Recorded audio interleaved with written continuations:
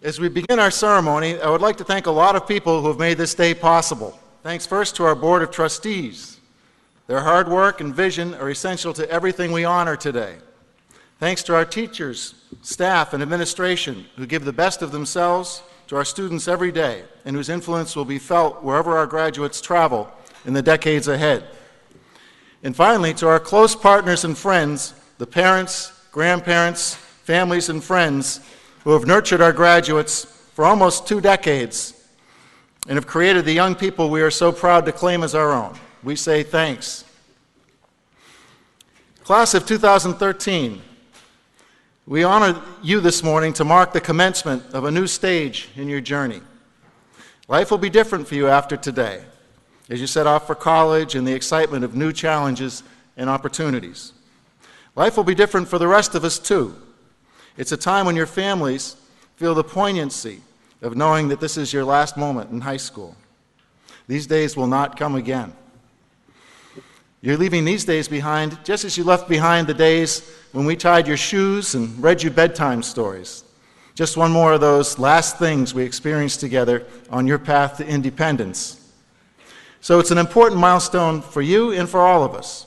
And it's a time for us, families, teachers, and friends, to thank you for the countless and unforgettable moments of pride and joy you've brought to our lives. Your talent and energy, your strong values, and the beautiful human qualities we've come to know in your youth. All these are excellent equipment for the journey ahead. Moving forward, your main job will be to match your strengths to what the world needs from you. The possibilities are infinite, of course, because the world always needs a lot of help. And you're probably already thinking about potential college majors and careers that suit your interests. But I want to suggest a way of life that fits any career, a grander view that can fundamentally shape your thinking and action. It's the one thing the world needs from you beyond all other things. And that one thing is for you to live heroically. These are hard days for heroes. Surveys show that most young people can't really name someone they regard as a hero. And the ones young people do name are mostly athletes, actors, and even American Idol winners. Seriously, they landed a lot of votes in a recent survey. These may be talented people, but heroes? I don't think so. During my childhood, very long ago, we were taught to admire historical icons like Christopher Columbus, George Washington, John F. Kennedy. But nowadays, traditional heroes are routinely knocked off their pedestals, their more virtuous qualities drowned in a swamp of mistakes and misdeeds. The admiral of the ocean blue was a plunderer of the New World. The father of our country owned slaves, even as he spoke of liberty and justice. And in many circles, JFK's mistresses get more attention than the Cuban Missile Crisis.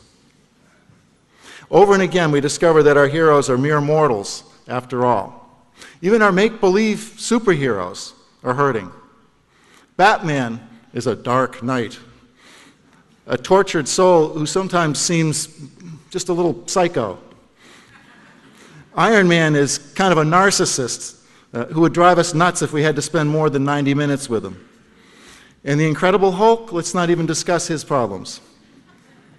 Anyway, you get the idea. It's hard to find a genuine, whole hog hero these days. And my advice is, stop looking. There is no superior breed of heroes who descended to earth from Mount Olympus. There is only us. We humans are all composed of the same flesh and blood. All 7 billion of us are subject to the same imperfections and weaknesses and mixed motives.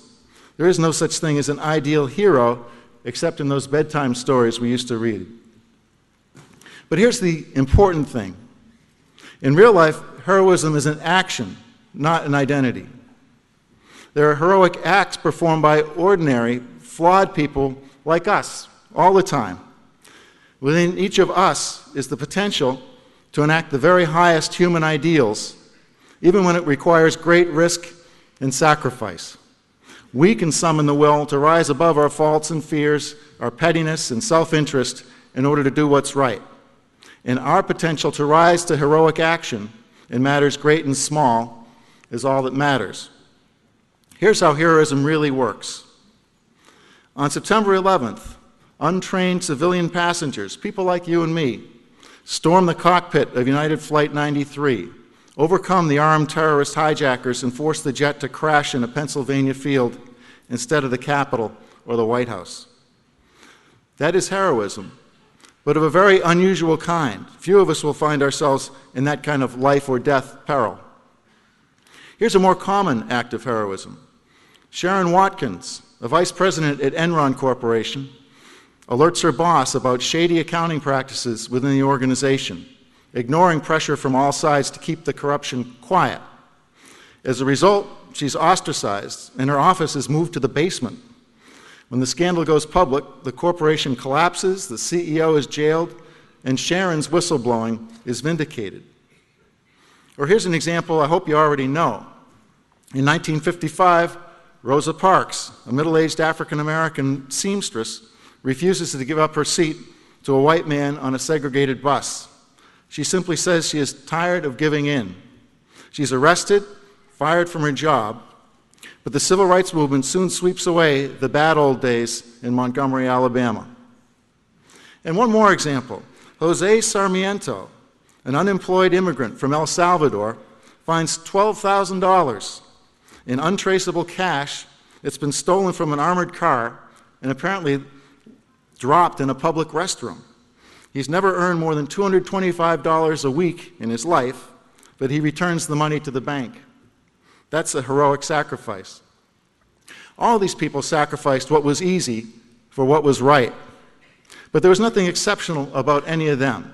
They were all ordinary folks going about their daily lives, not asking for any heroic opportunities. Yet when the moment came, they answered the call. And if they did, so can each of us. We can't necessarily control the scale or nature of the heroic opportunities that we'll encounter. For most of us, they won't make it to the headlines. But we'll find them almost every day.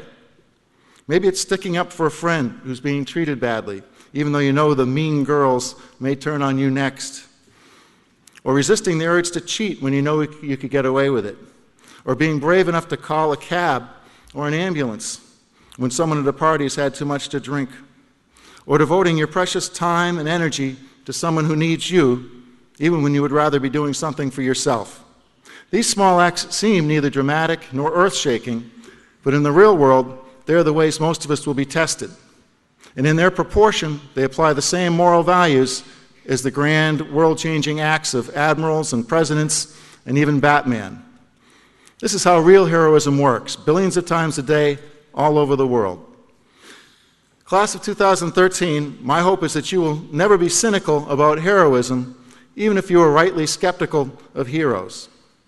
I hope you will always perceive the higher principles at stake in the countless challenges life presents to you every day.